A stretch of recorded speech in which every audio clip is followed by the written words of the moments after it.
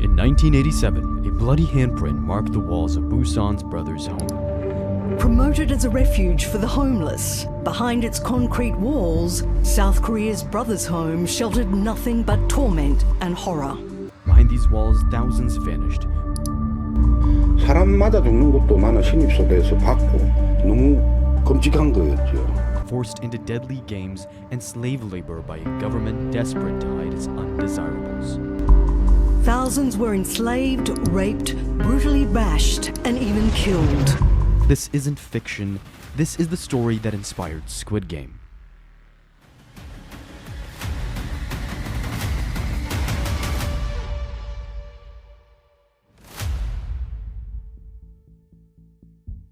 South Korea, 1975. The nation was racing toward modernization, determined to showcase its economic miracle to the world. But beneath the gleaming surface of progress lurked a sinister operation. In the port city of Busan, a facility called Brothers Home opened its doors, claiming to be a sanctuary for society's outcasts. Park In-kyun, the facility's founder, cultivated powerful connections within the government. He promised to solve the vagrant problem plaguing South Korea's image. His solution? A concentration camp disguised as a welfare center. Local officials turned a blind eye as police vans began delivering human cargo to Brother Home's gates night after night. The facility's reach extended far beyond Busan. In Seoul, Daegu, and other major cities, anyone deemed undesirable could vanish without a trace. Street children playing in slums, the elderly resting on benches, disabled individuals seeking help, all were potential targets. Even well-dressed office workers weren't safe if they happened to be in the wrong place at the wrong time. New arrivals at Brothers Home faced a systematic stripping of their humanity. Guards confiscated all possessions, including identification documents that could prove their free status. Their heads were shaved, clothes replaced with numbered uniforms, and names replaced with assigned numbers. The initiation process was deliberately traumatic. New inmates were forced to sit in stress positions for hours while memorizing the facility's endless rules. Any mistake resulted in immediate violence. The guards, many former inmates themselves, had learned that brutality was the key to survival in this twisted hierarchy. The facility's massive compound was divided into strictly segregated sections. Men, women, and children were separated, though all faced the same brutal regime. At its peak, over 3,000 people were imprisoned within its walls. The official capacity was 1,000. This overcrowding created conditions perfect for disease, abuse, and death. Every day at Brothers Home began at 4 a.m. with mandatory exercises. Inmates were forced to run in circles for hours, carrying heavy logs or rocks. Those who collapsed were beaten until they got up or died trying. The morning routine was designed to break any remaining spirit of resistance. Meals were exercises in humiliation. Inmates had exactly 3 minutes to consume rotten rice and watery soup. Fighting over food was punished severely, yet starvation drove many to risk it. The facility received government funding for proper meals, but most of the food budget went into the pockets of administrators. The housing conditions defied human dignity. Hundreds were crammed into rooms designed for dozens. In winter, hypothermia claimed lives nightly. In summer, the lack of ventilation and sanitation created a breeding ground for disease. Medical care was virtually non-existent, with sick inmates often left to die in isolation rooms. Brothers Home's rehabilitation program included forced participation in deadly competitions. Unlike Squid Game's promise of riches, these games offered only survival or death. The most notorious was the water endurance test, where inmates were forced to stand in freezing pools for hours. Those who fell faced brutal beatings, with many never recovering.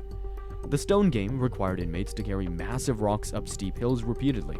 Guards would often roll larger stones down, crushing anyone in their path. Survivors report that deaths during these games were so common that bodies would be left where they fell as warnings to others. The box challenge became legendary among inmates. Multiple people were crammed into a tiny isolation boxes, barely big enough for one. They would remain there for days without food, water, or bathroom breaks. Many suffocated or died from dehydration. Survivors emerged with permanent psychological trauma. Brothers Home operated as a massive slave labor operation. Inmates worked 18-hour days in construction, manufacturing, and farming. They built highways, produced textiles for major brands, and generated millions in profit for the facility's administrators. The construction sites were particularly deadly. Inmates worked without safety equipment, proper tools, or training. Falls, crushing accidents, and equipment failures killed dozens monthly. Bodies were often buried in the foundations of the buildings they were constructing. Factory work was equally brutal. Children as young as 10 operated dangerous machinery in the textile plants. Many lost fingers, hands, or arms in the equipment. Those who couldn't work were often disappeared, their names simply removed from the facility's records.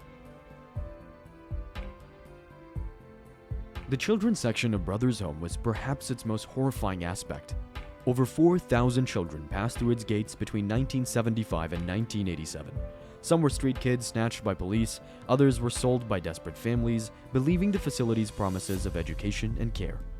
These children faced unimaginable abuse. They were forced to work alongside adults in factories and construction sites. Education was non-existent, replaced by daily beatings and forced labor.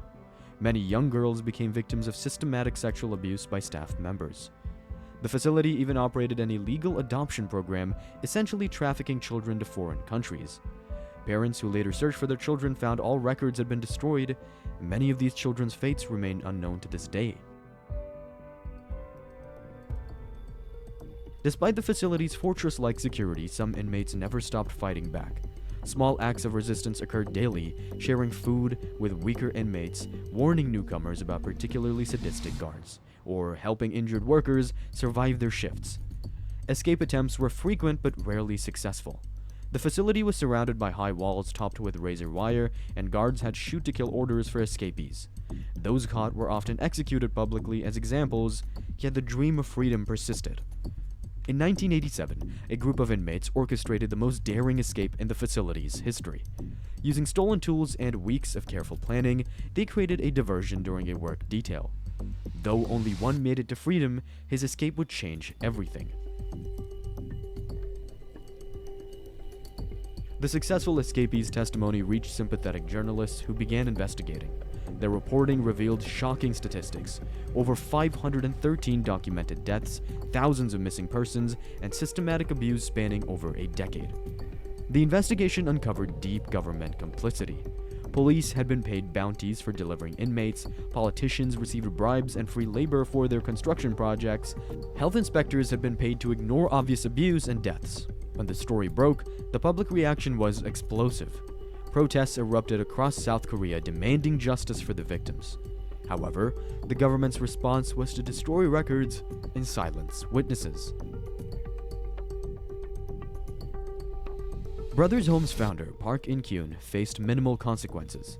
He served just 2.5 years in prison for embezzlement before being released. Most of the guards and administrators were never charged. The government maintained its denial of responsibility.